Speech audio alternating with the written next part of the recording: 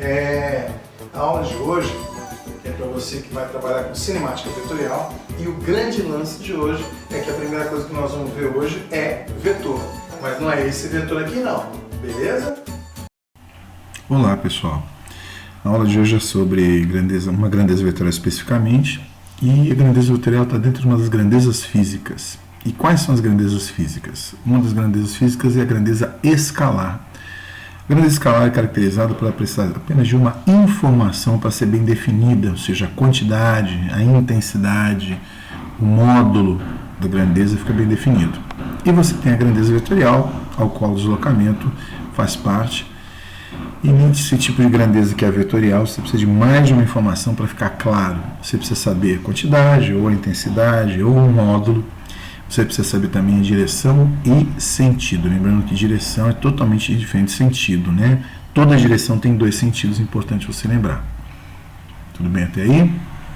Você entendeu bem o que eu acabei de falar para você? Bom, vamos ver um exemplo do que é uma grandeza escalar. Muito bem. Como grandeza escalar, a massa é um bom exemplo. Porque se alguém falar para você pegar 1 kg de açúcar, mas você vai perguntar qual é a marca do quilo de açúcar. Você não precisa de outra informação. Hora, né? Tempo também é uma grandeza escalar. Você marcou uma hora, não precisa de mais uma definição. Já o deslocamento é uma grandeza vetorial. Alguém fala para você assim, vai andar 10 metros. Você vai perguntar para onde? Para a direita ou para a esquerda? Ou seja, toda grandeza vetorial precisa de mais de uma informação para ficar bem definida. Bom, gente, imagine agora que você vai deslocar um objeto, por exemplo, uma bola. Você tem a possibilidade de deslocar uma bola na direção horizontal e com sentido para a direita, ou ainda você pode deslocar esse mesmo objeto horizontalmente para a esquerda. Então, direção horizontal, sentido esquerda e direita. Ou ainda você pode deslocar na vertical para baixo, por exemplo, é uma possibilidade. Vertical para baixo, ou ainda vertical para cima. Então, resumidamente, direção e sentido são bem diferentes. A direção pode ser horizontal ou vertical. O sentido pode ser direita ou esquerda, ou para cima e para baixo. Se usar na matemática, é muito comum a gente utilizar eixo de x ou y na direção, e sentido positivo ou negativo fica bem definido o tipo de movimento que você vai fazer. Beleza até aí?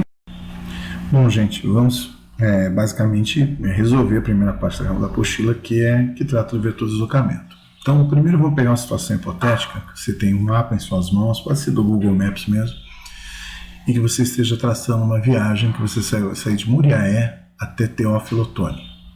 Então, Muriaé eu chamei de ponto A e Teófilo Otoni eu chamei de ponto B.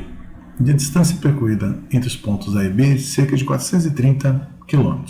Tudo bem? Distância percorrida a gente já viu, inclusive no primeiro bimestre aí, é aquela que marca no seu carro, no odômetro do seu carro. E a segunda parte da viagem seja de Teófilo Otoni até Nanuque.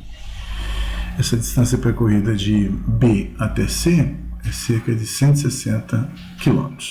Tranquilo? E agora nós vamos identificar o que é o vetor de deslocamento. Então, o vetor de deslocamento seria como se você conseguisse ir em linha reta do ponto A até o ponto C. Note que a distância total percorrida, se você somar os dois trechos, dá 590 km. Isso não é o vetor de deslocamento, porque o vetor de deslocamento é a menor distância entre dois pontos, que é uma reta, nesse caso. Então, vamos lá. O vetor de deslocamento, note que toda grandeza que é um vetor vai ganhar essa flechinha em cima. E o vetor de deslocamento, que a gente está se referindo, que é o vetor de deslocamento AC, ele tem a característica de começar no ponto A e ter a sua extremidade no ponto C. Note que o que você acabou desenhando é um triângulo retângulo.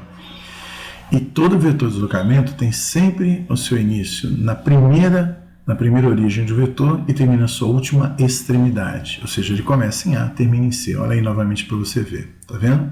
Começou em A e terminou em C. E reforçando, como é que você calcula, esse deslocamento? Como você deve ter ficado atento, o que eu fiz foi aproximar bem essa figura de um triângulo retângulo. E onde tem um triângulo retângulo, você tem como calcular aplicando o teorema de Pitágoras. Reforçando que eu fiz uma aproximação, tá? Então, como é que você calcula o teorema de Pitágoras? Hipotenusa ao quadrado é igual a 2 catetinhos deles elevado ao quadrado. ou ainda a sua hipotenusa é igual à raiz quadrada desses dois quadrados do cateto. Nesse caso, um dos catetos é 430, outro 160 ao quadrado, deu 458,8 km. Então, para você representar o vetor de deslocamento AC, você tem que dizer que o vetor de deslocamento AC é a soma vetorial dos vetores de posições AB mais a posição BC. É dessa maneira que a gente representa.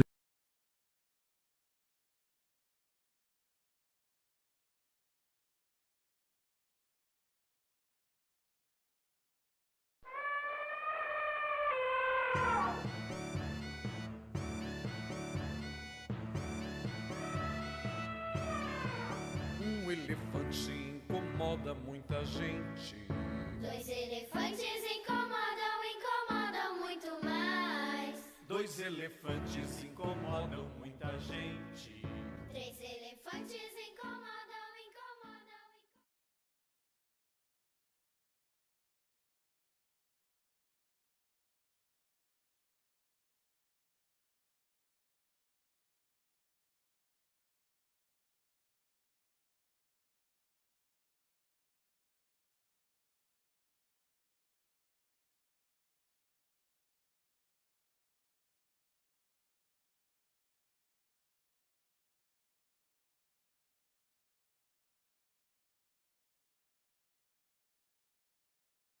Atividade 1, página 10. Em física, duas categorias de grandezas escalares e vetoriais. As primeiras caracterizam apenas pelo valor numérico, acompanhado da unidade medida. Já as segundas requerem o valor numérico acompanhado das respectivas unidades de medida, denominado módulo intensidade de uma orientação, isto é, uma direção e sentido.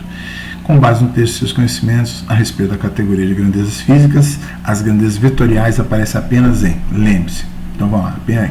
Fez mais uma pergunta, você já sabe que é vetorial. Massa, não, é escalar, está bem definido. Peso, o peso é uma grandeza vetorial, é uma força. Aceleração, com certeza.